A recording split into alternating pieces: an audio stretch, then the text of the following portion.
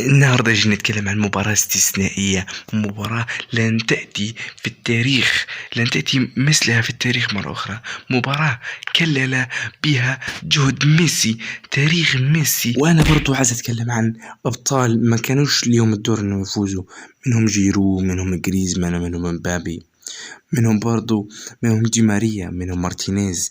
بس عايز نقف هون ونتكلم عن دي ماريا ومارتينيز. لو اتكلمنا عن دي ماريا في الشوط الاول هو اللي كلل مجهود ميسي. لولا وجود دي ماريا ما كانش حصل الهدف الثاني، ولولا وجود دي ماريا ما كانش ضربة جزاء. فدي ماريا يعتبر رجل من رجال الماتش. لو اتكلمنا عن مارتينيز، اتكلم عنك في ضربات جزاء، ولا اتكلم عنك في التصدي الاخير، ولا اتكلم عنك عن الماتش كله؟ انت رجل من رجال المباراة يا مارتينيز. وطبعا لا أنسى الحديث عن الموهبة الأقوى عالميا في المستقبل. أنت موهبة يا كيليان، أنت يعني أنت خد كأس عالم ليك، وده نهائي ليك، وأمامك مستقبل مشرق يا كيليان. سوري يا كيليان، تسقط أنت وموهبتك عندما تلعب أمام البرغوث، أمام الفتى الذهبي، أمام رجل كأس العالم، مش رجل المباراة.